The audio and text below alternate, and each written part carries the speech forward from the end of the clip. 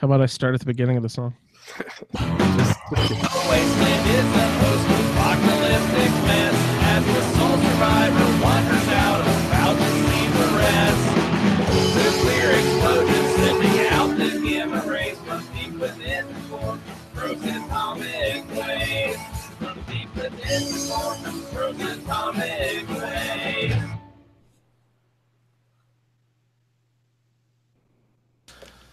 Welcome to the 28th edition of the Fallout Feed Roundtable. It's the 10th episode of Season 3. We are the show that compares and contrasts Fallout experiences through a lively roundtable discussion by playing through the same quests with characters who have been randomly assigned drastically different attributes. Welcome, everyone. Hey, that's awesome. Thank you so much for play-along participant Leon. You've heard his feedback all season long. Thanks for sending in such great feedback all season long, Leon, and welcome to the show, buddy. Hey, this is Andrew, and tonight we also have a full house with Dennis and Pat. What's going on, everybody? Hey. Hey. Pat, let's hear your introduction list. I forgot. Oh, my God. I'm so unprepared. I had a thing tonight. So we are going to be welcomed by Veronica, and we're going to say hello to Raul Tejada, and we're going to say hello to Lily with all her grandchildren, and we're going to say hello to Eddie. That's going to be our welcome tonight. Great. Speaking, Veronica's nice. Is that a New Vegas character? Veronica, New Vegas companion, a fan favorite, voiced by the lovely Felicia Day. I will take Felicia Day, nice. I will take this opportunity after this list of names to congratulate the Vossler family, Sarah and Rad Dad, on the arrival of our newest listener, Rad Baby. Rad Baby, welcome to the world out there in, I believe, California. So that is so awesome. Congratulations. And the baby's registered at Fallon's department store for all your post-apocalyptic baby clothes needs. So. That's perfect. That's perfect. Welcome to a new baby. No sleep to New Vegas. Yeah. Where can we order the year special books to be delivered? There you go. Yeah, you can automatically pump up that baby's charisma or something like that. Luck? I don't know. You have a new baby, Pat. What special category are you bumping up with that book first? Luck. Absolutely luck. Luck? Yeah, that's a good call.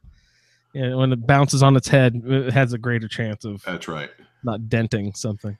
Well, once again, the New Vegas luck gives you a little bonus to every stat. So the New Vegas luck works a little bit differently. It's not all critical, critical focus like it is for Fallout 4. Well, speaking of which, Pat is talking about Fallout New Vegas, which will be our next project after we finish. We're in a 10th episode here. We got 12 episodes coming all together for this season of the Fallout Roundtable. But we are in the process of organizing next season, which will be a Fallout New Vegas playthrough, which we're all very excited about. There's been some buzz around the group, and everyone in our podcast here seems pretty darn excited. This evidently has a game that has a reputation that precedes it, right, Dennis? Absolutely. It's probably the number one Obsidian game of all time. And I don't even get that. I mean, I know it was a Bethesda title and Obsidian licensed it for one title, and I don't even know anything else Obsidian's ever done. So, and nobody else in the world knows what they've done. It's pretty much New Vegas. Vegas, that's it. Star Wars Knights of the Old Republic too, they did. Well, there you go. So there was that rumor earlier in the year about some Obsidian game, and people were torturing the rumor mill that it was going to be a New Vegas 2 or something. Yeah. There was some Obsidian news earlier in the year, and I don't know the stuff well enough to know what it was. I don't remember what it is either, but I remember it was like there were images of like a wheat thresher and a stalk of wheat crossing. Yeah. Or like, oh, that's totally New Vegas 2. I'm like, how the fuck do you get Vegas 2 out of that image? There's nothing Fallout about that image at all. Wishful thinking. Yeah, that's great. So we're doing roundtable stuff tonight. What else do we have to get into? We didn't even discuss what we're going to do on the show before. So yeah, tonight. So we've got we're going to do feedback on the last two quests from our session 5, which is the Star Control from the Grand Tour in Nuka World, and we're going to do Home Sweet Home from Nuka World, or at least we're going to sort of do that one. That one's going to be interesting. That's on the docket for tonight in terms of roundtable. A week from tonight, we're doing listener feedback for those two quests plus indecent exposure, and love and peace. So get your audio feedback in, your email feedback in by the 20th, by 1 week from tonight, July 20th. Yeah. So in terms of other stuff, we should probably talk about, this is our last live show before Podfest. Yes, exactly. I was hoping you're going to lead into that. What's going on with Podfest, Pat? Yeah, so in just 3 short days, on Sunday, July 16th in Philadelphia at Tattooed Moms. It's a bar on South Street. Michael knows it. I think rates it pretty highly. I have never been there, but at 5 o'clock, we are going to be doing a live joint episode of Skyrimatic and the Fallout Feed as part of Philly Podfest, a celebration of all podcasts from the Philly area, and it's going to run. It's actually running several weekends. Bunch of other stuff, Tattooed Moms, some other shows, some of which are required tickets, but no tickets required for our show on Sunday. Stop by if you're in the neighborhood. Tune in if you're not. I think Michael's going to try to do it live. But if it doesn't make it live, it'll certainly be on. I'm assuming Andrew will probably post it on both feeds since it's going to be a joint show. Yeah, sure. Why not? Yeah. So we're it's only an hour, so we'll spend we'll do introductions and say hello to each other, and then we'll sign off because that's our usual cadence.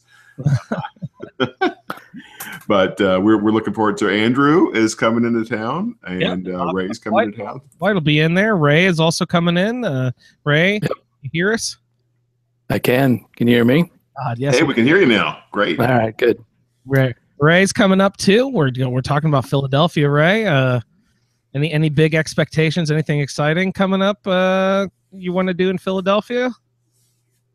Well, so I've talked about before how I used to play a submarine simulation game, and so I've enjoyed researching World War II submarines, and turns out there's a U.S. sub docked there in Philadelphia, so I'm going to pop in and see that. Excellent. That sounds really fun. In classic local fashion, I've never been to see that submarine. So, have you at least been to the Liberty Bell and the? I have not been to Liberty Bell since I lived here, but I've been there before I lived here.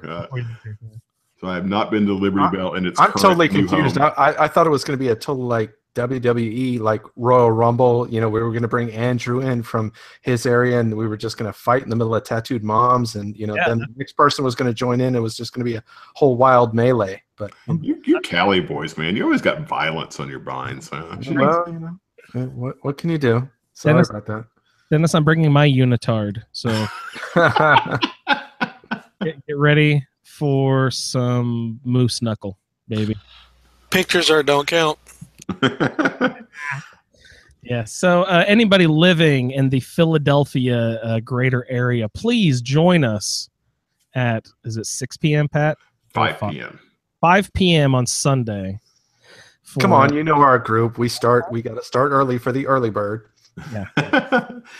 This was assigned to us. I think Michael signed us up, and we got what we got. Hey, Pat, I don't know. Maybe this is a mistake to bring it up, but did Michael say that there's a special edition T-shirt or something? There was talk of T-shirts. I have he mentioned it on Skyrimatic, and he's promising T-shirts. I know nothing more than that. So I don't know if that means they're for sale or if you just show up, he's throwing them out. I think he said giveaway. Here we are, like, again, quality podcast preparation. I think he said he was going to have a few for giveaway. So we'll, I think you just need to show up at Tattooed Moms and you'll find it. Yeah, that'd be great. We'd love to see everyone there. We'll have a new limited edition Philly Podfest T-shirt, I think. No problem. If you listen to ASA, Mike will be like, "What T-shirt? Okay, I'll find you a T-shirt. Whatever. Okay, fine. I'll drive home and get you in the mail." I brought my I wanted to say easel. That's not the right word. I brought not stencil either. What's the damn screen? Screen. I brought my screen. I can just print you up one now. Pop off your T-shirt there, buddy. Yeah. Tattooed Moms is an actual like bar / tattoo parlor, is it? I've never I thought it was just a bar, but like I said, I've never been. Legal? That's probably not legal to do in the state of Pennsylvania. Right? If it is a tattoo parlor, I will get a tattoo that day. That's my promise to you. Victor, I can never tell sometimes. Victor's really dry and deadpan So he was saying he had an appointment to get a tattoo. So, but I couldn't tell if he was joking. I bet he's joking though. But was he? I think that one was literally true, but I think you misinterpreted him to mean that he was talking about this week. But I think it was actually at another time. Oh, okay. Excuse me. I thought he was going to get a tattoo at Tattooed Moms during the podcast. Come on, it'd be great. All right, guys. Any other news stuff we need to get into? Shout out to Jeremy for Game Talk 50, which I think he had to push back, but is I think gonna record maybe this weekend, maybe next weekend. So I believe so. Big shout out to him for reaching that nice milestone. And we have come to a conclusion. We do have a King of the Hill. Oh, what? King of the Bunker Hill, as a matter of fact. But I can't reveal the end until we've aired all of them. I just want to let you know. We've got the results. They're final and they're in. And I will be sending out the vinyl, the Funko mini mystery vinyl figures to all of the winners as the episodes air. So congratulations to our winners. Everyone who recorded, you know who you are. And please, if you know what's good for you, keep your mouth shut. Wow, that sounds vaguely threatening. A threat and a tease at the same time. Very nice. Don't reveal the results, jerks. No, I'm kidding. It's real. We had really fun recording this whole first season of King of the Bunker Hill. Many thanks to Laura, who plays the character Susan, who did our hosting, and all the participants who hopped on. It was really good fun. So if we have a few minutes, maybe we can air another episode of that. But if not, we'll get to it next time on our feedback episode. So that's great. King of the Bunker Hill, ready to go. Nice. Yeah. So why don't we go ahead and get into our episode, get into the meat here. We'll get into Star Control and Home Sweet Home. It actually doesn't really matter which one we get to first, but we can maybe roll through Star Control here. Did everybody have a good time finding all of our star cores? This is my favorite thing to complain about in Nuka World, is that we need a mod to point us to where all the star cores are. So I will be the first to admit, I looked them up. I don't care. I didn't have time to stumble around and just find them again. Even though this is the third time I found them, so I should know where all of them are by now. There's just 35 of them. So they're all over the damn place. So I always forget where a few of them are anyway. But I left them all for this last run for some reason. I don't know why I did it this way, but anytime I saw a star core during this whole season, I had to hold my hand back to not pick it up. So I left them all where they were laying, so that when I went back to find all the star cores from a list, I would know exactly where to go. I'd know exactly which ones to pick up. I would know, have I picked that one up yet? Have I not? I just knew that I haven't picked any of them up. So if I went through a list and found them all, it would just be easy peasy, Jeff, easy. And I know, Dennis, that is not the how do you refer to it? The really, what were you saying? The in-depth character analysis that you need. It's I'm distracted Andrew, by if you've got 15 followers, can't one of those motherfuckers pick up a star core? I mean, come on now. I mean, really. I mean, so it'd be I'm a little busy. I'm fighting this, gator claw. Somebody else pick up a star core while you're back there. Yeah, you think I'd be able to keep them from picking them up in the first place? You'd think they'd just be gathering them as they went. That's true. They do pick up a lot of stuff. I'm surprised none of them did. That's a good. I did not collect most of the followers that are following now until semi-recently, as far as this season is concerned. So I have been going through it with just one or two followers until before last episode, I believe, or maybe a couple episodes ago. But that is true, Ray. They do like to pick up a lot of stuff. So I'm surprised all of them could prevent themselves from picking stuff up. That's a funny call. So Ray, why don't you start us off here? What was your experience in Star Control like? So I had picked up a few of the star cores in various places around as I've been going through Nuka World. So I had a few. They just seemed like they were something that would be worthwhile. Can we describe what they are and what they look like? Can you? They look like the circuit boards, the military grade circuit boards. They're just kind of a rectangle with a bunch of electrical components. They glow orange, whether they're plugged into something or not. Yeah, that's pretty nice, actually. I found a couple sort of because of the glow, actually. So, when you head towards the galactic zone, you come across a scene with a bunch of scavengers that looks like they had been in a battle with some robots. Everybody's dead. Yeah. And so you start looting the bodies, and you come across a tape, and they talk about this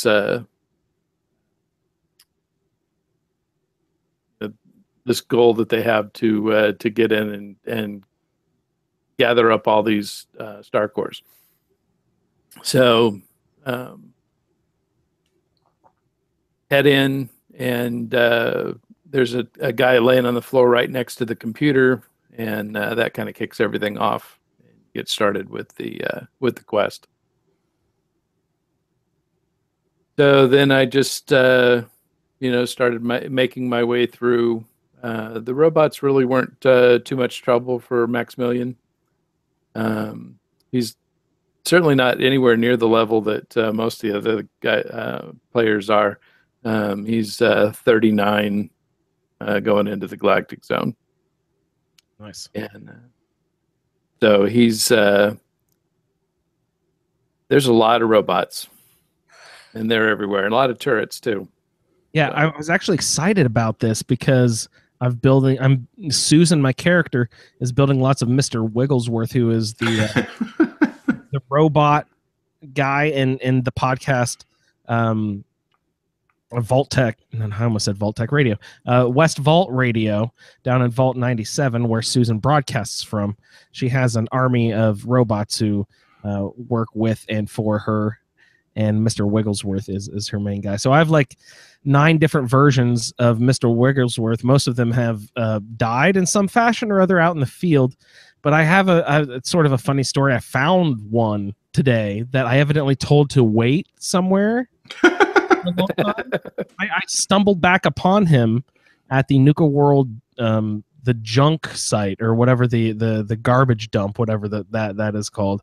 I just found him sitting there, and I was like, "Oh, look, it's Mr. W 1.9. Come on, buddy, let's road. Come on." He's like, "Oh, tell me, you almost tried to kill him when you saw him in the distance. You're like, oh, that's an enemy."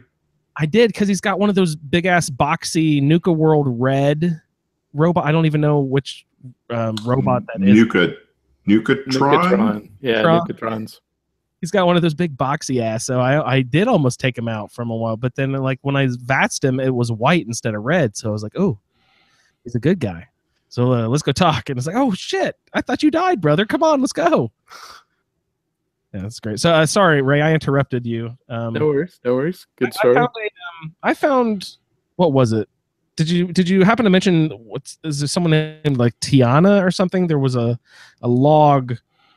It was probably a holotape if I remember right. Yeah, it was.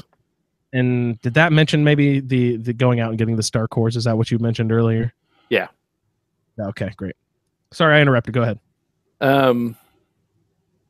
So, I mean, definitely the Mr. Fizzies or whatever they are. That spew the radioactive soda at you. The mist or the radio soda. Gross. Yeah, those guys were a bit of a pain.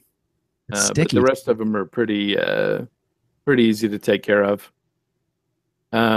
He's running with a kneecapping shotgun and Cito's bat. Kneecapping extra limb damage, or what's kneecapping? Yeah, it staggers. Oh, staggers. Nice. So they stop coming after you. And remind me, Tsito's bat is like a jet powered, sort of bladed type aluminum bat thing, or what? Spiked. What is it? Spiked. Yeah. But jet powered. Yeah, that's fun. It's not jet powered when you pick it up, is it? Oh, Yeah. like a super sledge. Yep. No, it is. It's got. It is okay. Yep. 2 little jets on it. Nice. That looks badass. So you're actually using it. Have you smithed it up? Is that the right word? Have you crafted it up? No. Max doesn't have any perks in blacksmith. Yeah, none of my characters ever do. That's something I should look into in the future. Blacksmithing is great. Yeah, everyone says so. There's a lot. See, that's just another thing. Lots of different aspects of the game I still have yet to try. That's great. All right, so let's keep rolling with the Star Control there, right? So the first section we went into was the battle zone. So we went into the lobby there, and it was full of protectons and the assaultrons. So yeah, I am uncharacteristically running with a companion. I've got Gage running with me. Oh, boo! But mostly because he's really not a pain in the butt, and he's a good fighter. Yeah. He's never once gotten in my way. Oh, great! So that's maybe they're finally learning with the AI what they're doing with the followers. Finally, by Nuka World, he stays out of your way. Yeah. Well, and plus he's heard what I do to companions that get in the way. You walked him by the small cemetery building up next to your settlement. Yeah. So did find a Star Core there in the lobby. Also, I didn't realize, but I'll have to try this recipe out. I found the recipe book for Nuka Ray. Nice. So what does that one do? Do you remember? Was that I haven't done anything with it yet, so I just grabbed the book. There's so ridiculously many Nukas. Yeah, there's lots of them. 20. Yeah, 20 in this game. I think 30 in the universe. Hint, hint.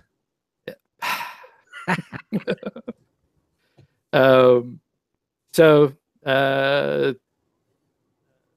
going through the area, end up in the battle arena, and the announcer starts announcing these epic battles, and so you just get wave after wave of these battling robots that fight each other, but if they see you, they fight you too. So, I was just trying to kill them so quickly I didn't actually realize that they were fighting each other. I guess that would make sense because it's a fighting arena.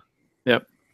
So the announcer was announcing battles between the actual robots. They were popping up out of like platforms that were rising out of the basement up to and there were like 3 different levels if I remember right. Yep. In the area, it was actually a pretty fun little fight. And then at the very end, a treaded super sentry bot, tank sentry bot from hell came out. Was he named? I don't even remember if he was named or not. But I didn't ask. Just run and shoot. So in that case, when he pops out, would the other robots in the room attack him as well? Yeah, he was getting pummeled by a bunch of iBots. That's great. Oh, yeah, there's a lot of iBots in that room. Yep. I have the ability to hack with this character. So when I walked in and there was all the sort of like deactivated robots around the top rim of the room, I just went up to them and hacked them and told them all to self-destruct. I always love doing that. That's always really fun. But then there's an iBot at the end. I couldn't tell any of the iBots to self-destruct. I thought that was interesting distinction that iBots, I couldn't make them self-destruct, but I could with like the Assaultrons and the Protectrons and any of those other models. It was kind of weird. I just pumped a couple of shotgun shells into them. Yeah, you cap their knees, but the iBots have no knees, Ray. Yeah, but it also works on eyes. it's an eye capper as well. Yeah.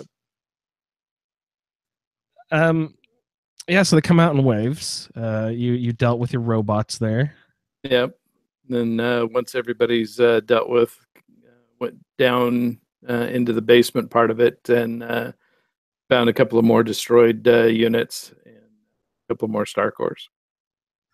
Yeah, let's see. How many are Star Cores? Speaking of which, how many are there? Let's see. We are in 6. There's 6 battle in zone. There were 6 altogether. I believe if you go straight in from the entrance, you enter that main the studio area with all the seating, the stadium style seating. If you take a left and go a few doors down, I don't remember if the door is locked or not, but there might be a locked door. If you go up there, there's the control booth upstairs. I believe there's at least one, if not 2 Star Cores up in that. There's 2 up in the control room. Where else are they? I know in the actual fighting arena, there's at least 1 in a red terminal there too, right? Yeah, I think there was 2 in the arena, 1 down in the service area. Yeah, it's sort of like in the catacombs. Underneath the seating, they have a souvenir shop. If you follow sort of like the hallway past the TV cameras and stuff, yeah, you go back down a hallway to the underneath side where they have the souvenir shop and the concession stand and whatnot. And I believe that there's one on a shelf. Yeah, that was the first one I grabbed because I came in through that door. Oh, you can come in from the bottom level? Yeah. Oh, I had no idea. I've always come in from the top level there. I didn't even know. No, I did. There was a legendary Protectron Guardian, and I got a crippling revolutionary sword off of him. Do you like that sort of sword? Would you drop your bat and start using a crippling sword? No. Yeah. And I don't even know that I would use it in place of my serrated Chinese officer sword. Do you keep stuff like that? Do you display it? Do you sell it? Do you toss it in a trunk? What do you do with that sort of stuff, Ray? Most of it goes in a trunk. Yeah, I put all my stuff, thanks to a suggestion from Victor on the show like a year ago or whatever. I put everything in a workbench. That seems to be a little less stressful on the game. So I like for this playthrough, because I'm fast traveling, I'm putting everything either in Sanctuary or Hangman's Alley or if I find stuff in Nuka World, because those workbenches aren't connected in the Fizztop grill, I just throw it into the Power Armor workstation. Well, the minute he said he wasn't fast traveling, everybody just tuned out. He's like, he's fast traveling. I spit on you. And when you're doing a round table, man, you don't have time. Don't have time for immersion. There is no immersion. Immersion. That's what There's no immersion in the round table.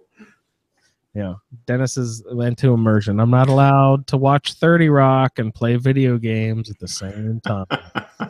Well, I would just like to say that you guys watch 30 Rock and Pat is watching Twitch streamers. When I play, I was originally listening to the old ASA podcast. That's all.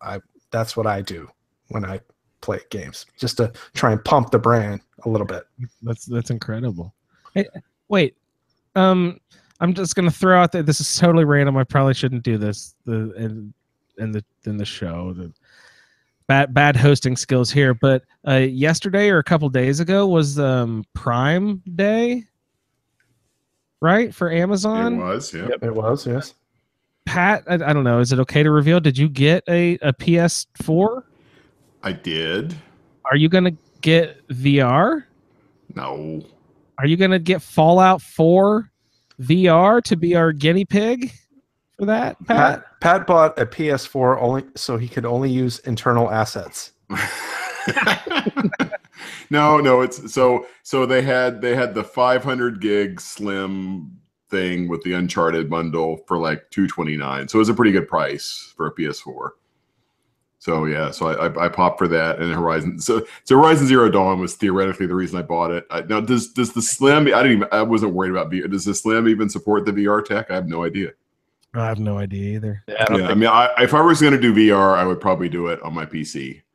Although that would probably involve opening it up, and I'm terrible with I'm terrible with opening things up, and so I don't know. to break the wall, I think what Pat did was he bought a PS4 Prime Slim at X amount of dollars so he could resell it to Jeremy at ASA Game Talk at about a 10% markup. He's got to make his money back on that. Can't lose your deal on that. Oh, great. Yeah, so I have a PS4 sitting in my foyer. I don't know when I'm gonna. I think I'm out of HDMI ports, so I think I'm gonna have to unhook my 360, which I haven't turned on in like a year and a half anyway. So thought to the heart. Well, and I think that the PS4 is just going to get the Skyrim, right? The Fallout. Skyrim VR, not Fallout VR. Yeah. Oh, that's right, because Fallout VR is it's going to be on the Vive. Vive, yeah. Well, is that PC, Ray? Is that a PC device? Yeah. Yep. I'm just a big dummy then. I don't even know what I'm talking about. And so that's actually the second version of that is due out probably pretty close to the same time. So that's probably when I'll drop for that. And not for nothing, the Fallout feed is not supporting Skyrim VR in any way, shape, or form. Play more Fallout. Go play Fallout Shelter instead. Amen. That's why I bought the Switch just so I could play Skyrim on it. So it's not even out yet. It's vaporware, and I still bought the damn thing. Yeah. Skyrim's why I had to scramble this afternoon and play as much as I could on my Roundtable because hurry. I wasn't really keeping up. No, I was scrambling for Star Cores earlier this afternoon, actually, and I have a ton of them. There's a couple that I don't have access to, right? Mm-hmm. And I actually you do. No, you have the power plant already because you did the raider slaughtering way. Yeah. So I should have access to all of them, but I think. As far as I know, I filled all the. Oh, there's another bank, isn't there? I was going to say, I think I filled. It's the one. Yeah, it's the one. It's the one down. There's the one on the upper level. It's got like 31 of them or something, and there's 4 down that lower bank. Yeah. I just realized that I'm such a dummy. Okay, so, sorry, Pat. Go ahead. Well, I was just going to say I didn't do the. I did not. So when I did the 35 in another playthrough, I got like 30 or 29 or something, and I got a walkthrough to get the others. But for this one, I decided I would see how I could do without a walkthrough. So I did it. So in terms of the whole the whole area, the whole galactic zone, or galactic zone is a specific, whatever. The whole star control, fiasco. Galaxy. I think I got 23. I got enough to do the first objective. I'm way short of the X01. Which I'm sure I'll get it at some point, but I was actually pretty pleased. I am patting myself on the back here virtually that I was able to get the enough to get the zone controlled or whatever. I was able to do that without looking anything up. Yeah, that's what he pats himself on the back virtually. He was sitting there playing it, doing it himself. But he's going to pat himself on the back virtually. Nice. I pat on the pat. Right, Pat? Absolutely. So let's go ahead and hear from Leon. Let's see, what sort of segment of the Galaxy Zone did you like best, Leon? I'm hoping it's not the battle arena that we already covered. I mean, I like all of them. The one I hate is the ride where the Nuka girl. In my feedback, I make a point of trying to get all the store cars in the other zones, then hit Nuka Galaxy Zone, then collect all the ones in just the outside the rides, and then go in and I hit Vault Tech Amongst the Stars, the Battle Zone, and then the theater. And if you do enough of that, you have just enough that you can shut down the defensive mode. So then you can go through the Nuka girl ride and just get them because all the robots won't care that you're there. So then you can just walk through with all the lighting and all that, and you don't have to worry about fighting them. That's good thinking. That's actually that's good gameplay right there. I tell you, I don't love it. Not like I. Oh geez. So yeah, he actually mentioned you can get the first like wave of Star Cores. If you put the I don't know. I put some amount in, and it actually shut down the defensive. Gave me the ability to shut down the defensive capabilities of the whole system, and that completed the quest for me. I'm not sure if that has anything to do with how I played it with doing the power and getting everything already, but that cashed in my XP right there. Did you guys? I mean, that was the last thing that I did, of course. But we still have. As soon as you put in 21 cores and can shut down the defenses, that finishes it. Great. So what was you kept mentioning the Nuka Girl ride one? What is that? What is that zone? Is that one of the? That's the ride. The Nuka Galaxy. Yeah. That was the ride beside the Nuka Galaxy, or is it? No, it's inside. So you go. It's the one where you go. It's like Space Mountain, right? You go inside, and there's this ride that basically occupies the entire inside of the building. Yeah, that one is the biggest and long one. There's 7 star cores in there, so that is actually a great idea to go ahead and shut down the defenses before wandering into Nuka Galaxy. That is a great point, Leon. Thank you for bringing that up. Everyone out there, pay attention to that tip. Well, the first time I went through to get all the star cores, I didn't know that, and so I went through and just got them all in Nuka Galaxy, and that was. Yeah, I vowed I'd never do that again because that's just they're hidden in some good spots, and there's robots just everywhere. So this time around, I made a point. I don't remember where they're all at, but I know I can save that one for last, and I'll get enough. That was a great idea. I think it was that section that does that super annoying thing where you walk in and through the entry way you see the control room, and through the window you can see the star core, but you can't get to that particular star core until you basically go through the whole different, the whole level, and then you have to backtrack up, back, and through, and that's the last fucking one that you get. It's the first one you see and the last one you get. Bethesda loves to do that, don't they? Yeah, they're bastards. Yeah, so that was the biggest and longest one for me too, with 7 star cores. Any memorable spots where can we remember where any of the star cores are offhand? They all seemed kind of obvious to me. I was wondering, why.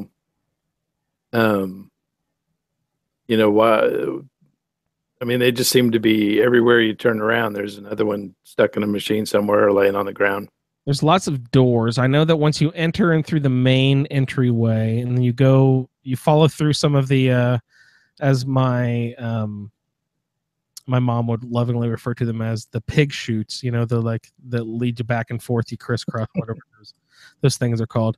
You go through the long lines. And you go down, and you get to the loading zone of the first roller coaster. I think if you turn to right, there's a locked door. If you go into that locked door, I believe there's a little control room. And there's at least 1, if not 2. And then if you continue on, I think there's another door in the back of that control room. And that continues on to sort of the guts of the ride. Or you can come back out and go to the left. And I think right there on the platform of the loading zone, there is at least an employee key, if not also a star core in that terminal itself. And then you can use that employee key to get through a door that's immediately off to the left, and there's some stairs that go up and wind back around. And up in there, I believe there might be a terminal with the star core as well. So right as you go in, there's the loading zone, and if you go left and right, and there's doors on either side, there's at least 4 star cores right off the bat. And then there's, as Ray was mentioning, they're just all over the place. At one point, I hopped onto the tracks and was just sort of walking on the tracks through the ride, and that led me to a place where I couldn't find earlier. I'd been looping around for a bit. I was like, man, there's one more I can't find. I don't know. I feel like there's a room that I still haven't hit yet, and there was.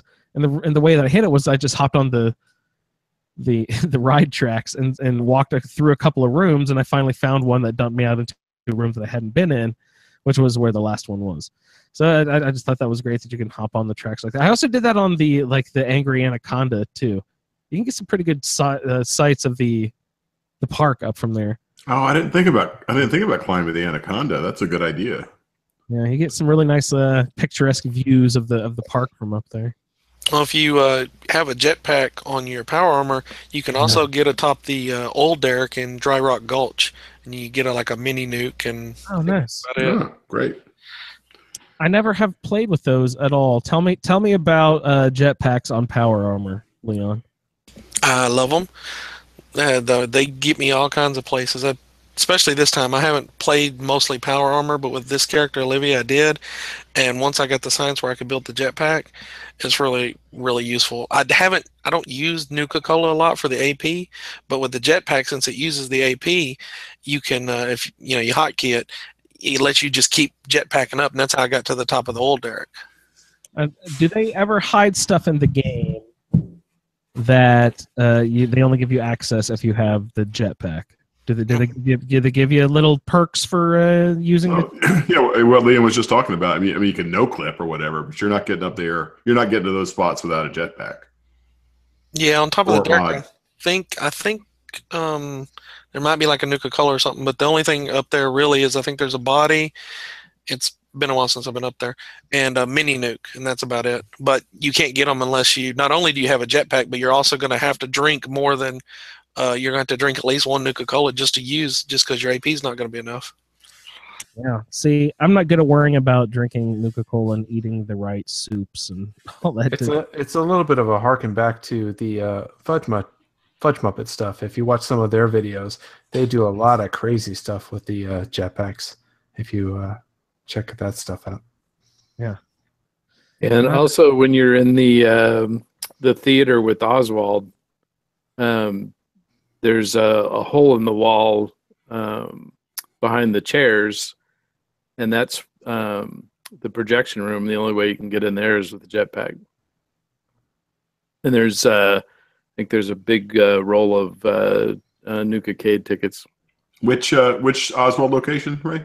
In the inside the theater, when you first okay. meet Yeah, him, When he first spawns, yeah. Yeah. Nice. Yeah, right was not behind aware that. of Yeah, I was the fun house, that tree house that you get to, the maze that you get to in Cedo's area. I find that maze Safari really Zone, annoying. So yeah. I always make sure that I'm wearing a jetpack for that, because you can go right over the maze. It makes the maze trivial. Well, I think overall, I think Nuka World was made for people with jetpacks. They have a lot of different areas that are specifically designed for people that are using jetpacks. True. So, Yeah. You can also, if you have a jetpack, you can get in before the power's on into the employee area that's right there by Dry Rock Gulch, but you can't do it unless you have a jetpack equipped. You can do it later if you put the power on, because it unlocks the door. But with a jetpack, you can just jump over. That's pretty sweet. Yeah, and well, I mean, Nuka World is, what is it, level 30, whatever. 30, yeah. It's fairly high level, because the same thing with like I can't imagine doing Nuka World without Master Lockpick. Just in the sense that I would, obviously you can do it, but it would be so frustrating to me. And there's a lot of places, including the Gauntlet, that if you have Master Lockpick, it becomes a lot easier. And Nuka Galaxy too. Like there was lots of locked doors that I was like, man, if I didn't have this high lock picking skill, I would be really ticked off right now. Yeah. Come on, Pat. You're a big proponent of Weirdest builds. He's doing it naked with one knuckle buster. No, I'm a fan of his because I can't do that shit that he does. The shit he does, I find very entertaining and admirable, because I have no skill. I was doing a playthrough, and I didn't actually finish the game, but I actually felt pretty good with myself. I was doing a playthrough with just a 10 mil pistol, which I thought, for me, that's pretty good. That is I was doing the only limitation I set for myself was just to use a 10 mil pistol. Yeah. Everything else was open to me, chems and armor and everything else, and that for me that's a huge challenge for me, because I use all the toys that are available. Before we get too far away from jetpack conversation, have you guys all acquired the free fall legs? I have never. I'm aware of those. I have never acquired. Well, I've never acquired the fixed ones. I've had 2 sets from random drops. Oh, So I've had a character that had 2 of those, so you could fall from any distance, but it was only through random drops. nice, through random drops. But in the game here, there's something called the free fall legs. It's a unique set armor with the Acrobat's legendary effect. I've had the random drop I've had is like Acrobat's left. Yeah. And I've gotten Acrobat on each leg, which gives you the infinite falling. But what I found, I mean, I know the free fall thing is like a thing to do because it's a kind of a cool Easter egg. Yeah. But I found that one Acrobat leg and one of the Sprinter that gives you 10% faster running. Yeah, something. That's my favorite leg armor combination because you can fall reduces fall damage by 50%, and then you run 10% faster. And I think that's a good combo for me. But anyone who's not heard of the free fall legs, they were evidently developed by an intern named Jack Rockford at Mass Fusion's product engineering department. He was inspired by the shock absorption system within Power Armor, came up with the idea to use a kinetic repulsion system instead of hydraulics to make it less bulky. This guy created these legs, so where was the actual location? It's at Mass Fusion. He jumped. See what happened here. He planned to show them off at the office's rooftop Christmas party by jumping off the roof with them on, and he was keeping them safe until then. But on the day the bombs fell, he was trapped inside of his office and had forgotten the key to the safe. Oh darn! The skeleton can be found in a chair near the safe there, but they're evidently accessible only through a jetpack. So there is a fixed set of these free fall legs over at Mass Fusion. Have you guys located that? Leon, did you locate those at Mass Fusion and hop up there with your jetpack and grab those legs before? I've heard of the free fall, but I didn't know they were hidden there.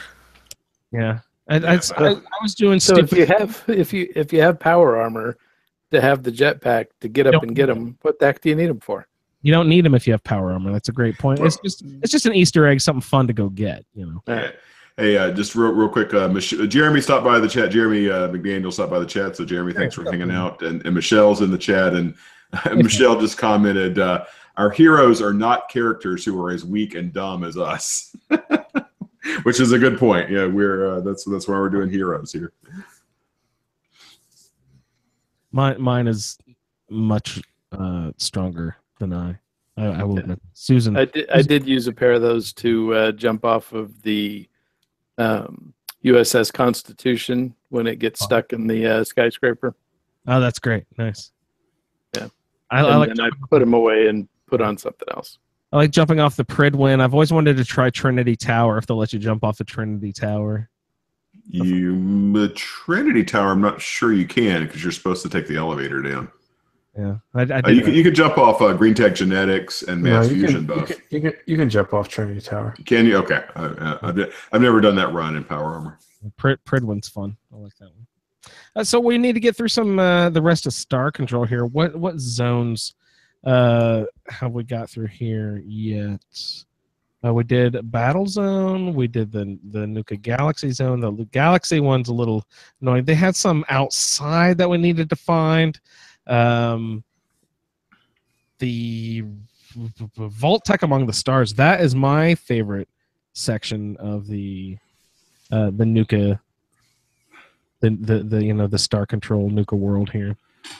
I don't know. It has the star hallways, right? That's the one with the you hit you walk into the hallways and it has like the time, that cheesy time warp sort of awesome effect on the hallways. I love that. That's really fun. Yeah, it's got a vault. It's got a makeshift vault or a demo vault, I guess, down in the lower level. Yeah, there's if you immediately when you walk in, there's some elevators off to the left. I believe if you go in those elevators and go down, there is a Star Core sort of immediately accessible down there. But really what you should do is go in and go off to the right down to that first hallway and sort of wander through, go through your first like time warp crazy trippy hallway. When you come out, there's I believe some sort of robots and turrets start firing at you. Like every corner that you turn in this whole damn section of the park, there's always robots and turrets popping out to shoot you at every turn. So, but if you weave back through a room, there's a locked door, and in that door, there's sort of like a control room with a terminal with a Star Core. There's also on the displays as you follow the pathway through this section. There's are they just called spacesuits? I believe you have to collect those for something. Is that the hubologists? Yep. The hubologists. Mm-hmm. Yeah. So collect those spacesuits as you go through. And did everyone take those back? I have not taken any of the spacesuits back. What is that quest like? Oh, that quest is a lot of fun. It's a side quest. It's find the hubologist or something, and you go and you find these crazy cultists, and actually, it's probably more than we want to get into in terms of describing the whole thing. But you basically run into a bunch of crazy cultists. They want spacesuits for their little crazy cultist mission, and then you got to go clean out an area, and then when you clean out an area, you have to do sort of a final task for them, and they reward you with something. An alien blaster, nice. a unique second copy of the alien blaster. Oh, that's great. So it's like the same one you get from the alien crash site. Yeah, I forget whether it's got a better legendary effect. It's Hub's personal space blaster, so it's you might after L. Ron Hubbard. That's fun, but It's they the won't. Tom Cruise space blaster. Yeah, that's right. Okay, so where else are we going in Vault Tech Among the Stars? Basically, at least there's the living room. A weird, everything went blurry, almost like a gas room or something. Yeah. Walking through, but nothing happened. I felt like I was supposed to. You actually do. I think you get that gas. I think it's giving you like a -1 perception, and if you read your status effects while you're in that gas, it says something like susceptible to suggestion or something. So it is. That's if you read all the terminals in the Vault Tech. First off, Vault Tech are jerks, but even in that demo at the park, they were actually running experiments, and that's one of the experiments they were running. The mind control. Yeah, they were there's a back room where there's 2 terminals and a dead body. The blue and orange tapes. Yeah, and then there's the red tape that the guy's afraid to use because the orange are so bad. But yeah, it makes you. Supposedly, the experiment was to get people that were going through the park to see if they could be used for suggestions and stuff. And there's other experiments going on in there too. If you read all the terminals in the Vault Tech Beyond the Stars, it's pretty interesting. Vault Tech are jerks. We're just trying to make a better you. Just think about that. We're trying to make a better world. They're making a better us. We love Vault Tech. They have our best interests at heart, remember? Indeed. Oh, wait, that's the Institute. Yeah, that's the Institute. But what's really funny is if you get at the very end of Vault Tech, when you read all the paperwork they have you file if you want to become a Vault citizen, and it's like 5 different colors of yellow paper, and each paper has to be in the set order, otherwise the person filling them out gets in trouble. Just funny.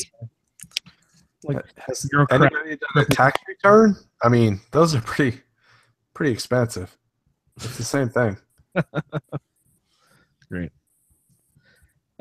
So Vault Tech Among the Stars, there are 6 star cores. Basically, you weave through that living room. There's one. I know that through the living room, there's sort of like a broken wall that leads to a highly irradiated control room in the back. I know that there's a star core back in there. And it weaves through, basically, like Pat was saying, a sort of a display of a vault, what a vault would be like. In the kitchen, I believe there's a locked door in the kitchen. So check behind that locked door for one in a terminal.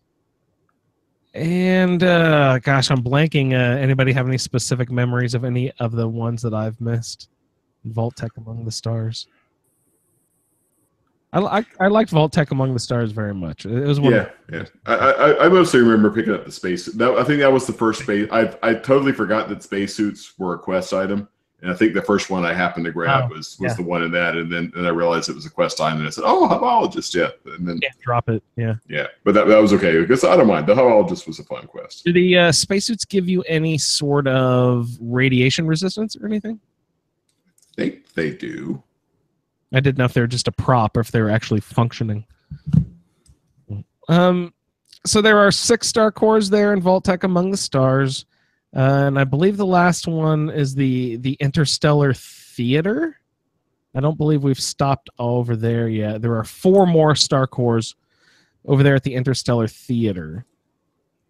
I believe 2 up in the control room. If you go off to the right side, there's an elevator that leads up. If you take the elevator up, you can find the control room, or the projector room, I guess, more accurately. In the projector room, you find 2 star cores up, and I believe there's one off to the left from the entryway, and then there's one on a terminal in the actual, sort of theater room itself. There's a little control room in the back with a, maybe it's a bar almost, with like a terminal or something. But anyway, I like the theater a lot because the seats are little rocket ships. I think that'd be fun to go to the movies. And it's like an indoor-outdoor drive-in. Yeah, with rocket ships. A little rocket ship. I hope that it's what is that movie theater enhancement that was sort of created around Jurassic Park? Is it like D-Box or whatever it was, where the seats would like shake and stuff like that? Do you guys remember that? Oh, that's just a return of Sense-Around from the 70s with Earthquake. Earthquake. See, I don't remember that. I'm not old enough to remember. No, you're not. No, you're not. Damn, Pat, he just dimed you out right there. I'm not trying. Oh, Pat. Earthquake. That sounds like fun. I just remember when Jurassic Park came out, they made a big deal about, your seat shake a little bit or something. Yeah. That'd be a fun place to see a movie. Vault-Tec Among the Stars. Over there at the Interstellar Theater. So I believe we picked up the 4 there. We got the Robco Battle Zone. We got Vault-Tec Among the Stars. We got Nuka Galaxy there with Leon. We need to find 7 that are just randomly out in the Galaxy Zone grounds. You know what I mean? Just sort of laying all around. If I remember right, there is a really tall tower. It sort of looks like an industrial iron beam tower structure. It is a sort of a free drop type ride. Is that the one you're talking about earlier? That's not ringing a bell for me. I actually didn't have to find any in the theater because I had good luck finding the ones out wild in the park. So I did Nuka Galaxy, the Vault-Tec, the Battle Zone, and then I got the rest of mine just from the park. No, I guess you don't technically need to find all like 30. No, because remember the terminal in the control zone tells you where they are. It tells you there's 6 in this place and 3 in this place, and it says there's only 3 in the theater. So I said, no, I'm not going to worry about the theater. I'm going to grab enough from the other places. Oh, nice. Yeah. So evidently you only need 20, right, to turn off the defenses. So that completes the quest. But if you want to actually return full power, you need the full 31, right? 35. Yeah, 35. Okay. Sorry. But that would mean we have to find the random ones out in the grounds. There are 7 of them just sort of randomly out around the park. Offhand, I know that there's one at the bottom of the really long tunnel space walk that's like a long curved tunnel at the bottom. There's a terminal there. I know there's one just outside of the Nuka Galaxy entry, the walkway up to the ramp. Just off to the right, there's a little control booth. I know that there's one in there.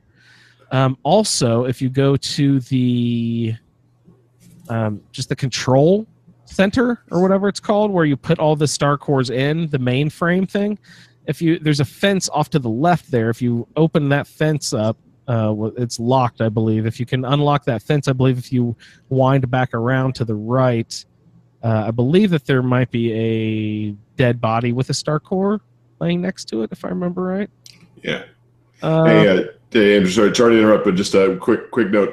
Wendy is hanging out in the chat for a few minutes, so everybody say hi to Wendy. Hey, Wendy. And she's gonna report you to Twitter for abuse, Andrew, with your age-related comments the other day. So I had nothing to do with that. All I did was list our female character, or our female listeners, and then everyone's like, bringing age into it, and all of a sudden I'm the bad guy. Ageist and sexist. God, Thank will you God never learn? somebody's reporting Andrew. It's about time. And she also throws out the memory of Smell-O-Vision, Smell-O-Vision and the Tingler. Smell-O-Vision was a movie gimmick which John Waters sort of resurrected for one of his movies. Wow. That's hilarious. And then the Tingler. Okay, I don't think Wendy will mind if I share this. Wendy calls herself. She says, "I'm the ASA Mama Murphy." We're gonna bring you Jet. That's right. We're gonna bring Wendy some Jet. So, Pat, what is the tip? No, we don't bring Wendy Jet. We gotta bring her Psycho Buff. Yeah, Boom. the good shit, man. Big boom. So the Tingler may have to be left as an exercise for the listener, but I believe it was like some kind of gadget that maybe gave like a mild electric shock or something in a horror movie or something. I forget what that was. I've heard of it, but I forget exactly specifically what it did. Like a palm buzzer underneath. Yeah, like something like that. Yeah, that's awesome. I'll get you. Oh, we need more movie gimmicks like that, right? That'd be fun. Spray misters in your face when like virtual reality, for example. Great. So let's wrap up Star Control here, guys. Where else are we finding these? There's 7 of them. Yeah. Did anybody get all? Did you get all 35, Andrew? Or you're still not working? Has anybody gotten? I've got like 31. I'm still a few short. Yeah. I've got all 35. Okay. What does that do for us? Opens up. If you get the last one, it opens up the access to the blue-colored XO1 armor, so the quantum armor. So that is you get 35. You actually get the XO1, the blue quantum power armor. Does it glow like quantum? No, it's just a bright, shiny blue paint job. I was hoping when you gives a bonus, but I can't remember what it is now. Agility, I think.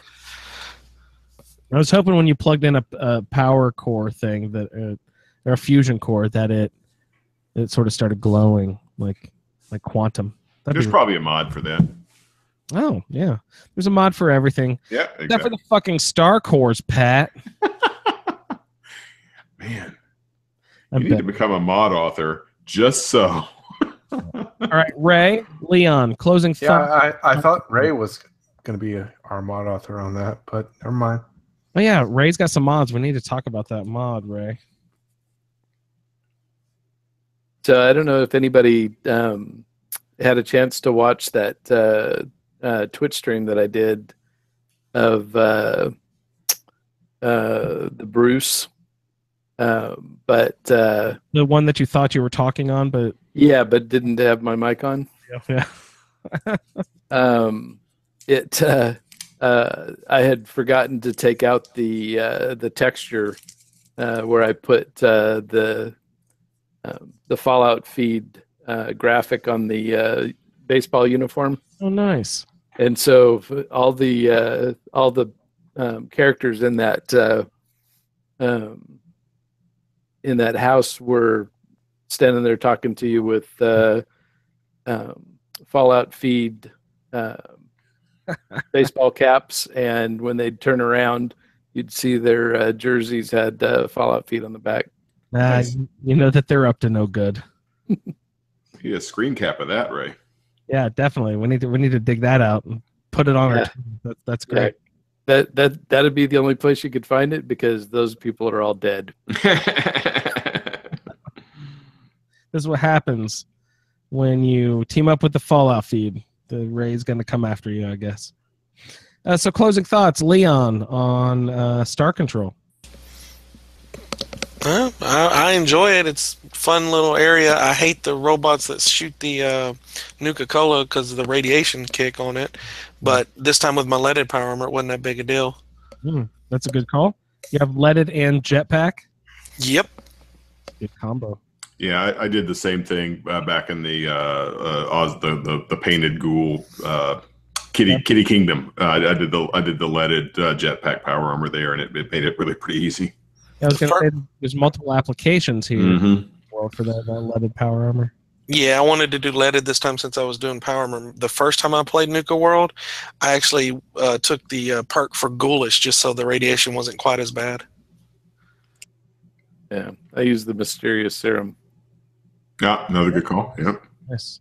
I think no, it's not Nuka World. It might have been Tales of the Commonwealth that brings in another source of that serum. Yeah, that was the quest with Audrey. Oh yes, you're right. Great, yeah. So If you kill her sister, you can recover the vial. yeah, that's and the serum does what exactly again, Ray? It basically makes you immune to radiation. For I assume I limit mean, you could stand. time. Yeah, it's a long time, but it also increases your strength. I think it's strength +5, and ups your damage resistance too. Well, good stuff. Yeah, So fun stuff. that's effective. I brought an armored not rad suit. What are those called? Hazmat? No, hazmat. What are they called? Hazmat suit. With hazmat suit with ballistic weave. Ballistic weave. Yeah. Nice. You can't. I don't think you can do that in the vanilla game. That has to be. No, you can't. Yeah, that's the mod. But I think that's an effective way to go about that too. Yeah. Like that. So yeah. Thank you, Star Control. The Star Cores, I always get on their case of being annoying or whatever, but I do love a couple of those different zones. Just the aesthetic of the past pop culture view of what the future would look like, type of thing. Very cool. Very fun section of the park. I do enjoy the whole Star Control quest. I need confirmation from someone out there what happens when you actually collect all 35. So Leon, do you know you collect all 35, you get the anything else when you turn on the power of the park? What happens? I know you get the power armor, you said, but like any other things happen when you get all 35 of them? Do you get to turn on the rides? Do you get to go? No, all that comes from the power when you do the nuke plant. The 35 just lets you open up the upper area to get to the. Sorry, the power lets you get to open up the upper area to get the last star core, and then that last star core just allows you to open up the display with the quantum armor. Okay. So yeah, so that's fun. Star Control. Thank you, everyone. Home Sweet Home. I did not do this. This is for the Raiders section. So who in our random rolls got the Raiders section? I did not. Ray, did you do that? I'm with the pack. You're with the pack. That's great. So you can chime in here. Pat, I believe you were also a Home Sweet Home participant, but you had some sort of weirdness happen, perhaps? And I had issues. Yeah. Pat, so we'll have to check in with you, see what happens here. Yeah. So Leon, what were you up to? Did you? I got the operators. So great. Home Sweet Home too. You guys can all tell me all about Home Sweet Home because I had nothing to do with it. Pat, so let's just get into what messed up first. Well, so it was all operator error, like it was all me. But so what I did was operators like these So Andrew, you the other guys know this because they played it, but you don't know this. But you go to what's the guy's stash? Is that the Shank? Shank. Yeah. Thank you. Yeah. So after you get the park all turned over to you get the 4 areas all turned over to each assigned to a particular gang. So one gang, so at least one gang's going to have 2. You can have 2 gangs with 2 or whatever, but you're gonna have one gang, that's starting to emerge, as your favorite gang. And so Shank says, now it's time to take over the Commonwealth. You got to go take over a settlement. You have these long kind of complicated conversations with him where he gives you all the rules for what you have to do to take out a settlement. And you have to, your first one that you take over, he gives you some rules. Well, it's got to be like this, it's got to be, close to a food source. And he's sort of saying, here's the possible settlements. So for me, I had gotten just about, because I've talked before, I played this character up to over level 80. So I've gotten just about every settlement on the map. Not every, but like all but half a dozen or 4 or 5. So one what he said was you pick a settlement. And what I decided I was going to try to do was pick Kingsport Lighthouse, which was my assigned settlement for the Roundtable. But because it's such a shitty settlement, I hadn't really done much with it. So I said, oh, well, that would be appropriate to use my Roundtable settlement. But he wouldn't let me do it. It didn't qualify for some reason. So I said, well, I'm not going to trash my good settlement. I'm not going to give him sanctuary because that's where all my shit is. So then I eventually said, well, okay, they're raiders. I'm going to give them a terrible settlement. So I gave them what's the one up near the Nakano residence, Coastal Cottage, which is a terrible settlement because it's got hardly any build area and no benches or anything, and I don't have local leader to build new benches. So I took over Coastal Cottage, but then I find out, and you have to make the fucking raiders happy. You have to get their happiness up to 61, and your supply lines don't work. I don't have the local leader anyway, but I had not supplied up that settlement. So I was going to have to get a bunch of junk and stuff into that settlement. And by this time I was really getting irritated with all the raider stuff. So Andrew, you'll just have to fire me from the Roundtable because I broke the Roundtable code and didn't do my completed quest, my assigned quest. I said, screw it. I'm just going to kill these shits. I hate them. So I decided I just couldn't bring myself to do the effort required to make the raiders happy. I just couldn't do it. That's incredible, Pat. You're like, here, I'm going to install you guys here. I'm going to give you guys a nice little comfy home over here. And then now I'm going to murder you all with my explosive shotgun. Once you all go to sleep tonight, you're not going to wake up tomorrow. Good night. So I did decide I would let Preston, ream me a new one. So I go let Preston yell at me with I can't believe you're doing this, General. Oh, you're our friendship's over. Yeah, I'll still follow your orders as a Minuteman, but we're done. We're done with. I'll still follow your orders, but we're done. Yeah, he literally says something like that. I'll still follow your orders because you're the general, but I'm done with you. But what's so funny is it's exactly like it's a video game, right? There's only so much they can do. You had that horrible conversation with him where he reams you out, and then you can go still turn in. I cleared out those ghouls from that settlement you sent me to. And that just goes like nothing ever happened. So that's kind of comical. That's great. I'd expect nothing less, of course. So that was me. I was a Roundtable rebel, unfortunately, and did not play out the raid. I just was not having a good time, and I just didn't relish the idea of spending 4 or 5 hours loading that settlement full of junk to build the crap that will make the stupid raiders happy, and going to convince 4 or 5 other settlements to give them food and everything else. Because the Andrew, you haven't played this, but like the raiders, they don't want to do anything. They just want their food provided for them. They don't want to farm. They don't want to work. They just want to be given drugs and like little things to amuse them. So they're not going to be happy if you make them farm. So you're supposed to bring all the food from other settlements. And so it's kind of a pain in the ass. I just didn't have the energy to make the raiders happy. No, that's fine. Did anyone enjoy it? Leon, did you have fun with it? Did you get the whole Home Sweet Home completed? Oh yeah, I like doing it. This is my second time doing the Raider playthrough. Oh, nice. So tell me a little bit about your experiences. Well, I got to admit, I kind of planned ahead a little bit. So what my first... There you go, being thoughtful, Leon. That's the second time. You're just not a good fit for this show. You're thinking ahead. Well, I did this the first time, too. So I have a little leeway there. I targeted the red rocket. And so if you build a... Are you guys getting echo, or is it just me? I'm getting echo. I'm not hearing any. That's usually me caused by that. Let me drop out and hop back in, and I will mark a time. Andrew is not echoing. Yeah, hang on a second. I'll be right back. I'm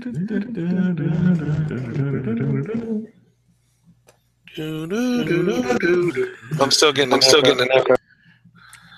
Andrew hasn't dropped out yet. Oh, okay. Yeah, now that he's muted, I've lost the echo. Echo. Okay, yeah, he's dropped out. Yeah, so bear with us for this brief commercial interruption. Andrew actually may cut this out. I don't know. He's like good with the editing and stuff, so he may chop this out of the final product. So Wendy may be the only person who hears this. Are we still on the air? Are we getting an echo? I don't think we're. Not me. No echo? Yeah, no echo. Yeah. All right, nice. I'm glad we figured that out. That I know that it's usually me at this point. So you just drop off and come back. So let me write down the time. All you YouTube people, you're welcome for the gaffes of a live broadcast. Working without a net, gang. Yeah. So, Leon, let's get back into some home sweet home here. Okay. Well, I did this exact same way I did it the first time through. And the Red Rocket, because it's so close to Sanctuary and you can build, say, a chemistry station right there on the bridge, it's real easy to transfer supplies from Sanctuary to the Red Rocket. So the Red Rocket was my first target. I hit that, then I transferred a bunch of supplies over and built what I needed. Then this character had not actually ever visited Abernathy Farm, just never went over that direction. And so I made them supply me with food. And then after that, I went and took over. I had not cleared the Starlight Drive-In, so I killed the mole rats there, turned it into a raider colony, and then Outpost Zamoja. I went and cleared the Commonwealth raiders that were there and installed my Nuka World raiders there. And that was my 3 that I needed. That's interesting. So you mentioned all 3 of these places that you had not cleared or been to before. Is that important? Is it easier to place raiders at a spot that you haven't put settlers at? Well, I had been to the Red Rocket because, dog meat. But if it's a settlement that you control, when you tell Shank that that's the settlement you want to hit, he's like, boss, that one is under your control. Are you sure you want to do this? And then you have to be like, yeah, I still want to do that. The others were just in his notebook. So I was like, okay, let's do this one. Let's do this one.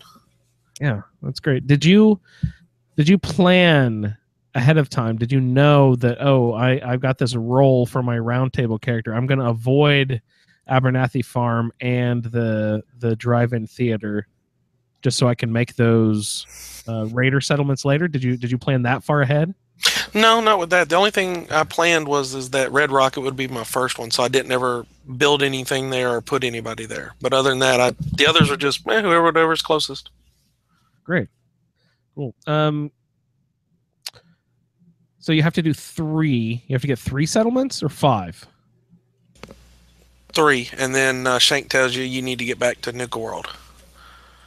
Okay. So what does he tell you when you get back to Nuka World?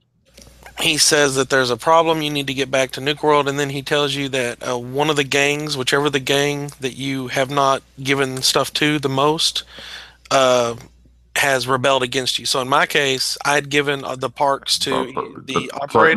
Leon, let me know. We're getting into next week's show. Oops, sorry.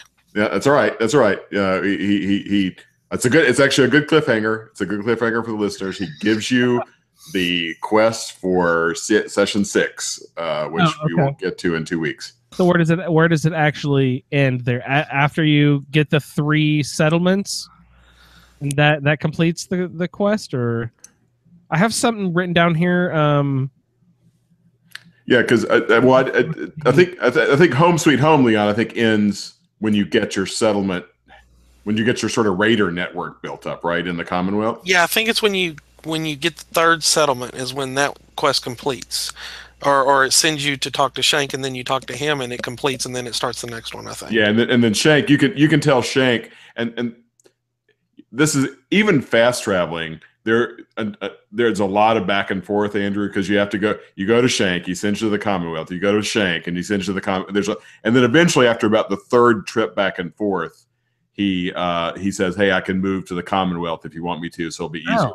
He does that after like the 3rd freaking time you've had to go back and forth to Nuka World. That's a lot of loading, even with fast traveling. That is why when I play a Minuteman, I always make Preston my follower, so I don't have to do all that. Yeah, no, that's a smart trick. But unfortunately, Shank is not a follower, so he can't. You can't do that.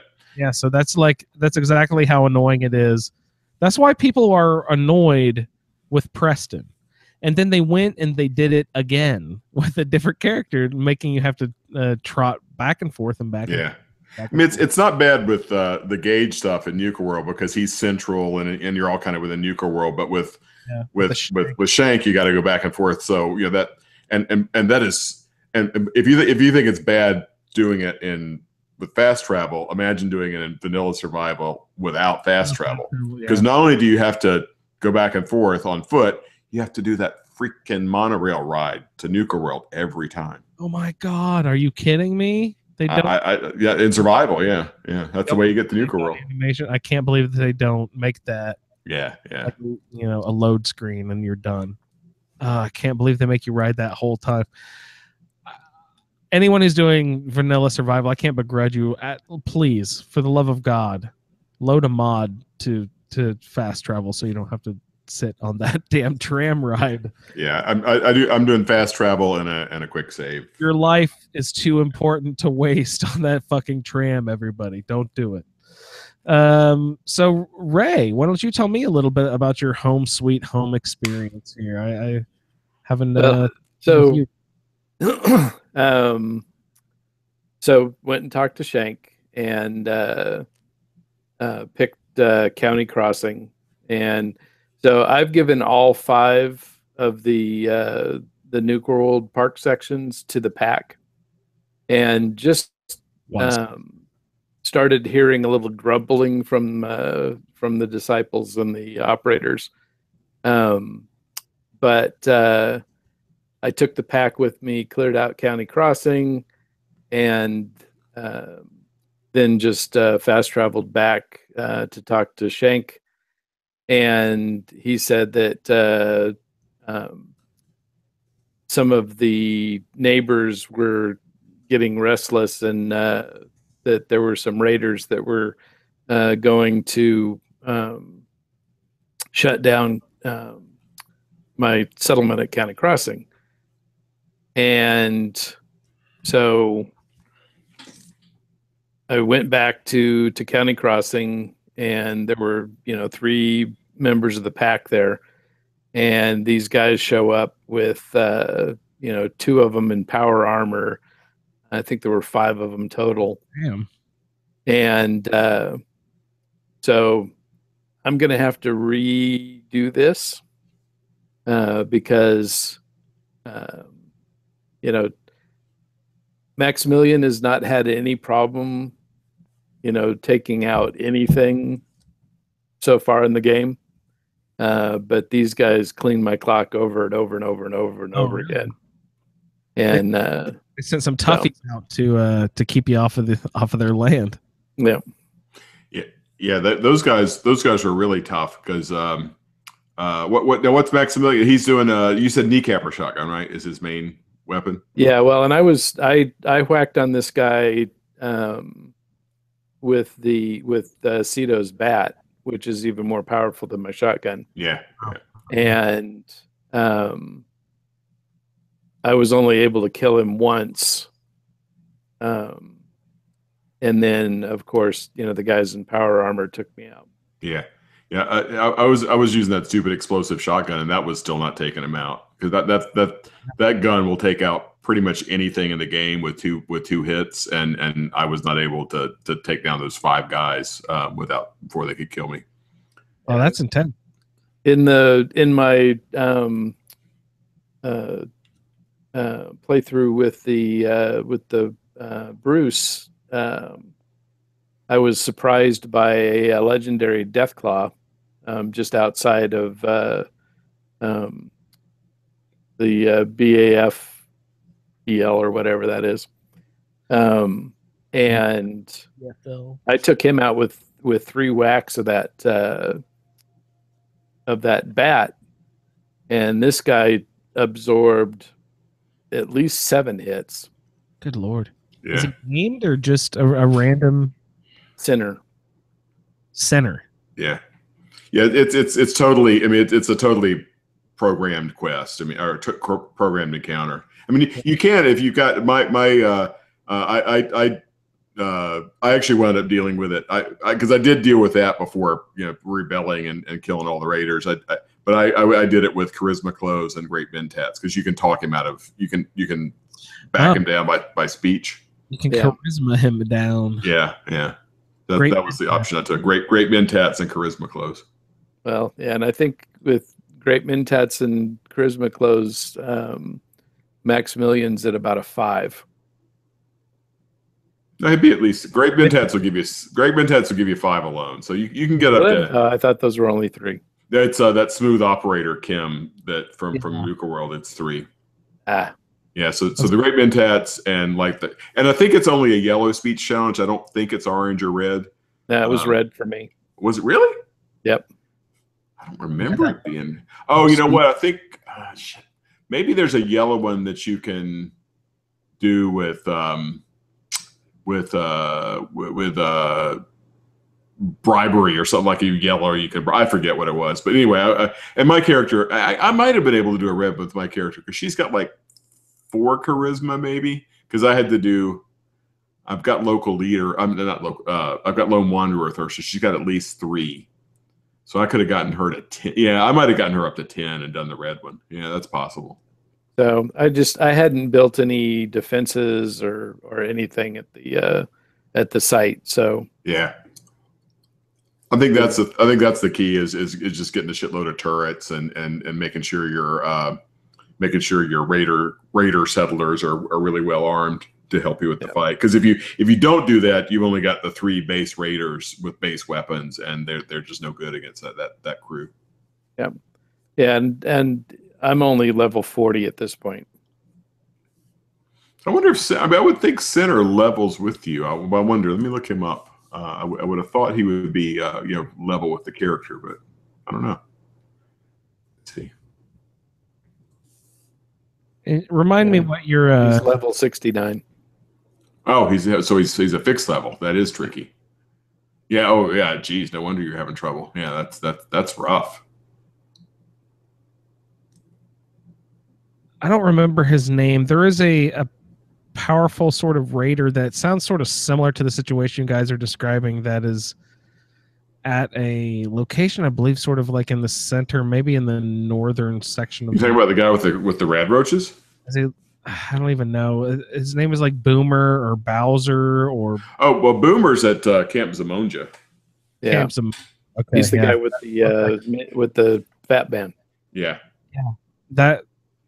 That's what my mind is flashing to, because I haven't played the quest that you guys are talking about, but like just a sort of guy that is impossible that I tried to. With him, there's a couple things you can do with him. You can tease him to fire his fat man, and then there's a set of rocks you can duck behind that he can't get you, and he'll waste his mini nukes on you. Or of course you can sniper him, or actually if you just run up to him and get so close to him before he can shoot you. If because he's the only really tough one. There's 2 or 3 others, but they're just generic raiders. So I remember trying to do the sniper thing, but just not doing much. Well, he is wearing raider power armor. So the other thing you could do is you could sneak up and ninja him or blitz him. Or steal the power. You can steal his fusion core. Yeah. There's options. You got options. He's actually best dealt with stealth. Although you have to be careful there because he's pretty perceptive. How many times have you successfully pickpocketed a fusion core out of an opponent's power armor? Well, I'll put it. I think I've been successful every time I've ever tried, but I've only ever tried a couple times just because I don't. This character, because I was assigned pickpocket, that's the only time I've ever used pickpocket in Fallout 4. I've never had a character with high enough sneak to even be able to try it. I've tried, and I always get caught even before I'm like 10 feet away from the damn person. So with this character, I actually have super high sneak. I've got like my 5 out of 5 stars. Plus, I've got some armor that has some sneak buffs to them. So I should really try this. I need to go just try to find some people. I've gotten out of the habit of even attempting it because I failed so many times. I've never been successful at it. I'm just bad at it. Sneaking is not my forte. This character I should definitely try. I love to sneak, but I've never tried it. Yeah. You should get on it, Ray. Tell me how it goes. I always get killed. It's usually easier just to kill him. Yeah. Ray, you always like to try killing everyone in the room and just saying, oh, what happens? Everyone's dead. Yeah. Like the art collector in the Tales quest. Yeah. He didn't pay me. He's dead. He didn't pay you. Boom. No, thank you, Mr. Creepy Guy. Yeah. And everybody in the place goes aggro on you until you walk out the door. And then you walk right back in. Everybody's cool. Oh, hey, that's nice.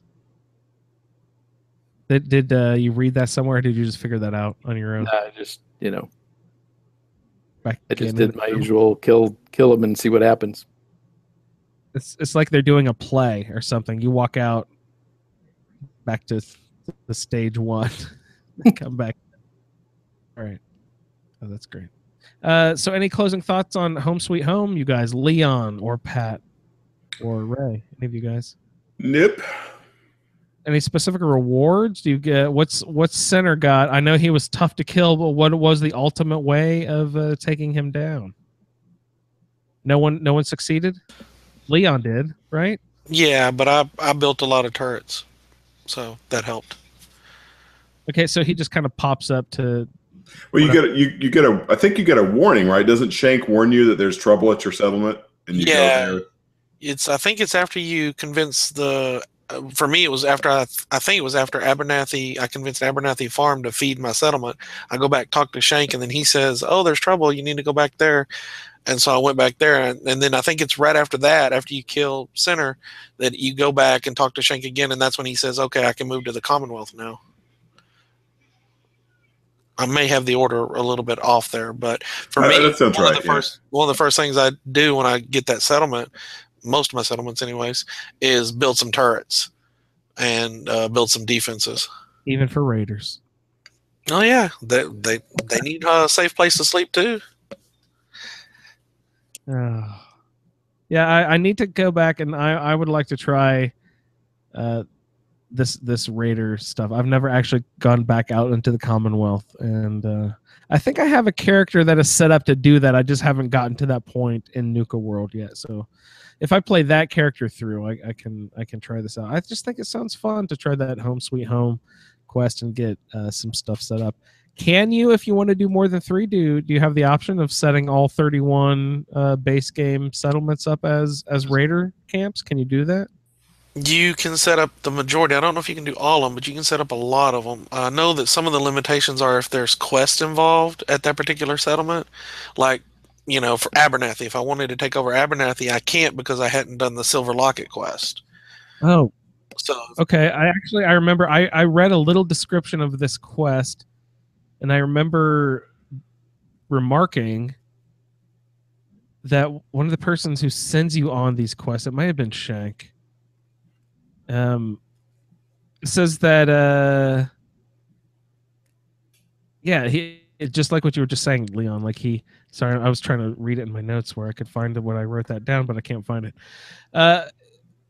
He will warn you that you cannot go and do the raider quest there because there's he'll give you some excuse, but I was thinking in the back of my head, oh, that's because the game writers know that will fuck up scripts with previous quests that are already in line. They need to finish those quests first before you can do the raider quest because that will screw stuff up later on. So I was like, oh man, that's like I could just see, for some reason, like my mind flashed back to Skyrim with how many dead quests I left hanging because I accidentally complicated 2 different things. So I just thought that was interesting that they wrote into the character a way to prevent you from crossing up quests so you wouldn't, leave quests dead or hanging. So you could actually complete stuff. It's like they're learning their lesson or something.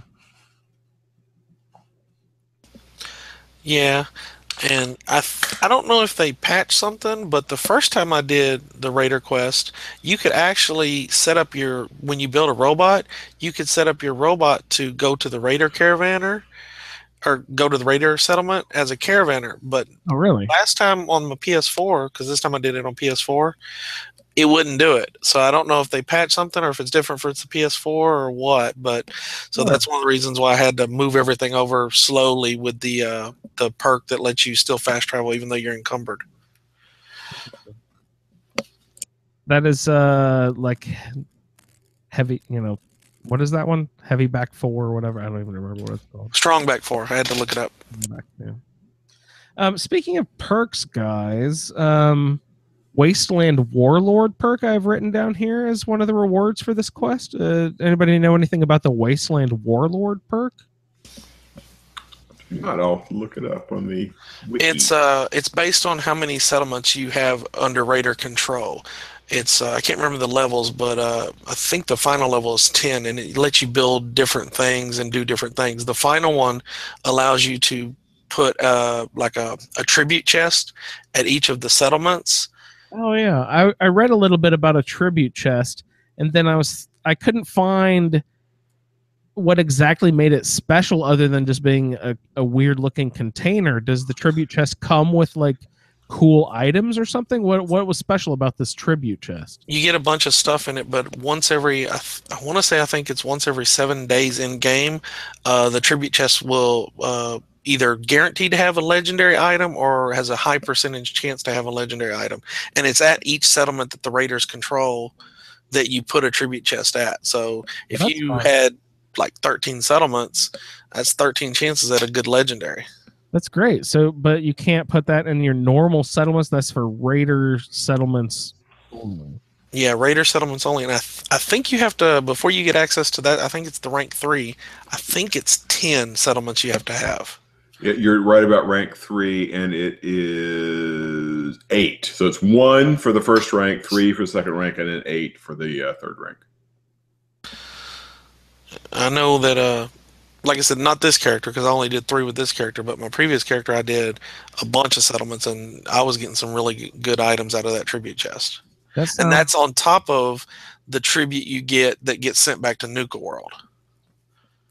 What, someone's collecting stuff for you back in Nuka World? Yeah, in Cutler's Den, the place where Gage is at, there's a chest there by the bed that I think it's called like the Overboss's chest or something like that. That's it. Yep.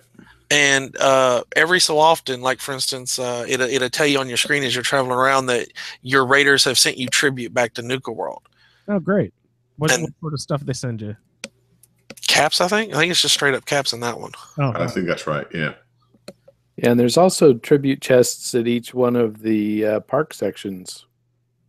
Those are just one timers, though, right? Are they? Right. I think you get those after you like just a few minutes, real time minutes after you assign a gang to a park. They'll say, go collect your tribute, and then that's pretty good stuff. It's like it's ammo and caps, and there's usually one of those handmade rifles in it and some other good stuff.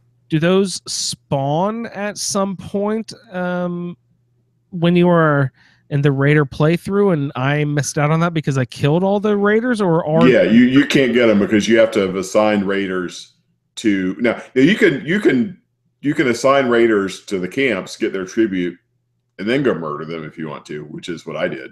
Attaboy, Pat. Attaboy. Yeah, so best of both worlds. But you assign the raiders, and then you get a miscellaneous quest objective. Go get your tribute from whatever place, and then you go grab it. And it's a chest with a few armor pieces, a couple of guns.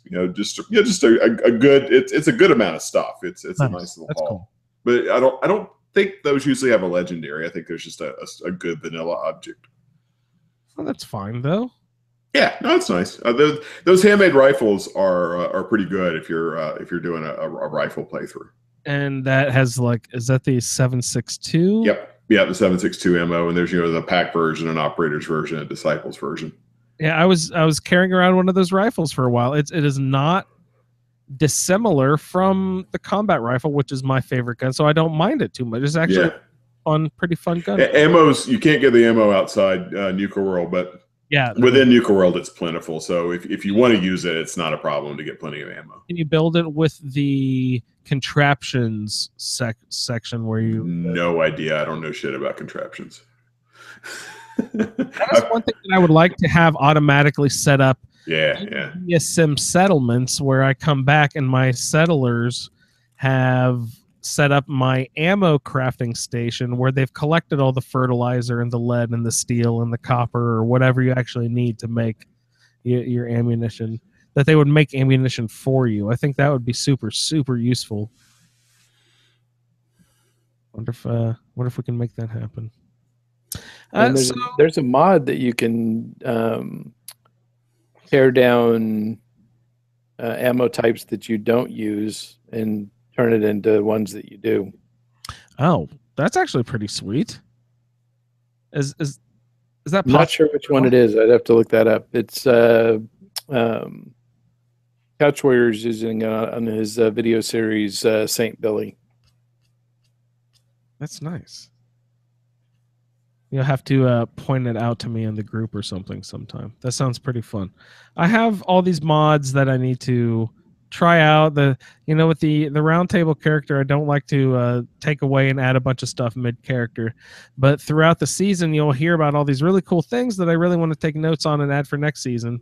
But then next season we're doing New Vegas, so I'm gonna have to keep in mind. We a lot of good side quests. So the Hebologist side quest, the Haunted House side quest, a lot of options for side quests. Hey, Paul's in the chat, and he says that you cannot get the 7.62 ammo in the Wasteland Workshop without mods. So it is not Nuka World friendly apparently. Oh, that sucks. Even if you build it in the Nuka World Red Rocket, that sucks. Yeah, but it's. Look, but shout out to Paul. By the time you get so late game that you're doing Nuka World, I have never played a game and gotten to that level where I had money problems. You can just take all the shit that all those legendary weapons that you picked up and aren't using and sell them and buy 7.62 ammo and you won't have any problem.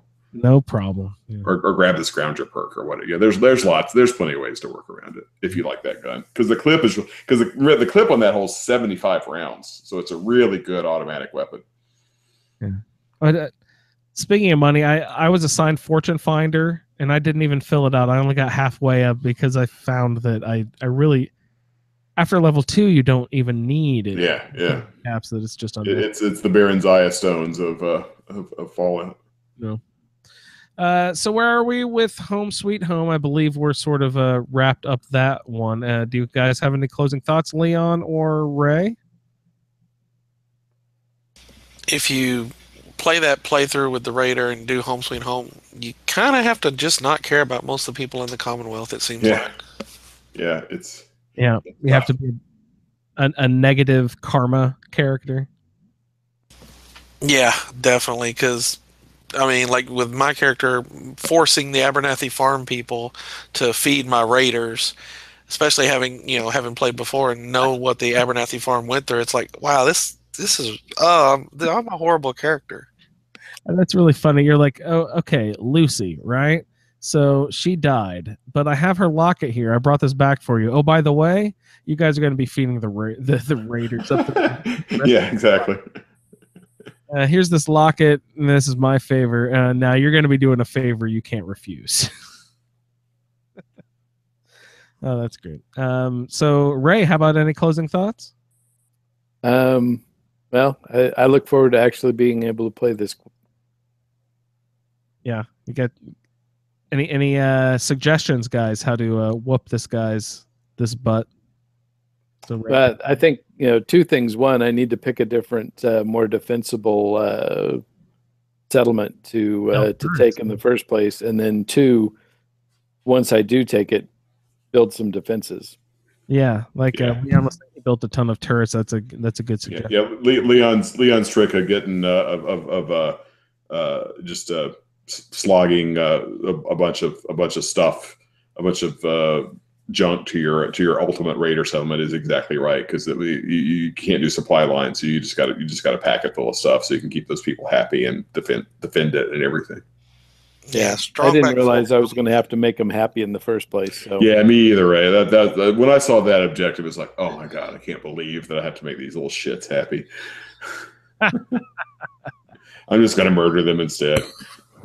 It's happiness or murder in the Commonwealth, right? It's one or the other. Yeah, that's usually how it goes. That's what I'm learning. Yeah.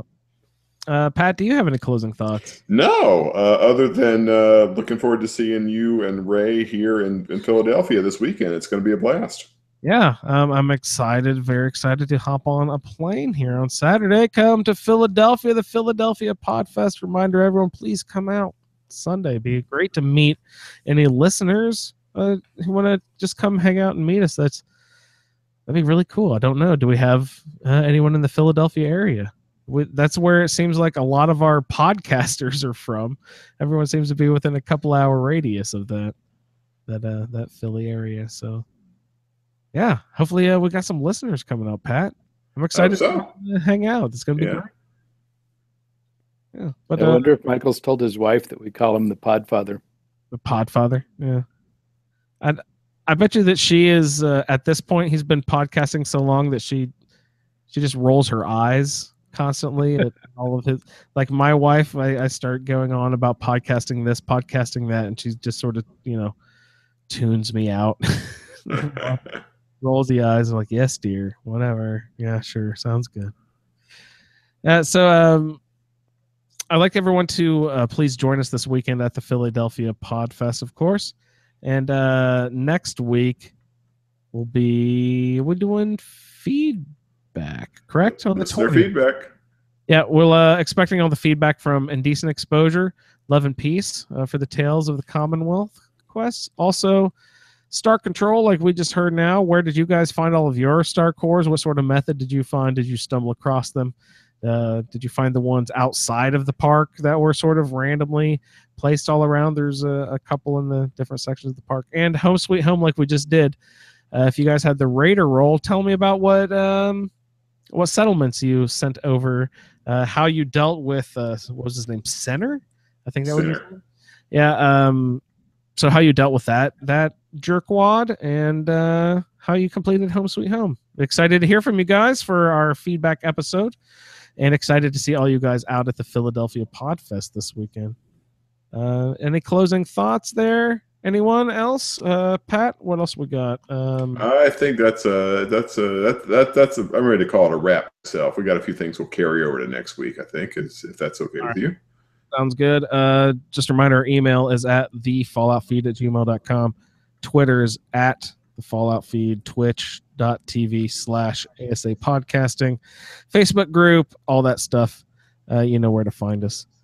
Thanks a lot for tuning in. Leon, thank you so much for joining us on the first time. Oh, thanks. I had a blast. That's great. We'll have to have you on again. Are you excited to do a New Vegas play along with us by chance? Yes, I was playing along with Pat's playthrough, and unfortunately I hit a glitch in Big MT where I could no longer make any caps by selling stuff. Oh, no. Yeah, so I just said screw it. I went ahead and bought the Xbox on Prime Day, and I bought New Vegas for it, and I'm just going to play through New Vegas with the Roundtable. Wow, that sounds so great. We'll have to be sure to have you hop on an episode coming up on the future for the New Vegas Roundtable. That's great. Cool. Thanks so much for joining us, Leon. That's great to say hi to you.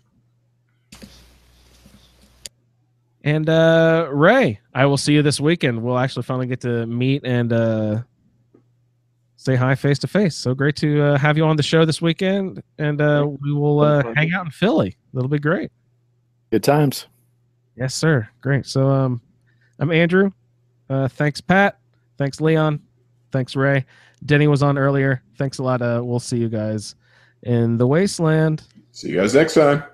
Thank you for downloading this episode of the Fallout Feed Roundtable. If you are interested in doing a play-along character with us, the show can be contacted by emailing falloutroundtable@gmail.com. For the Roundtable schedule, our Amazon link, and all other show information, please head on over to asapodcasting.com, where you will find the Fallout Feed, the Skyrimatic podcast, our YouTube channel, the Chatterbox, as well as other content. Once again, thank you for downloading, and we'll see you in the wasteland.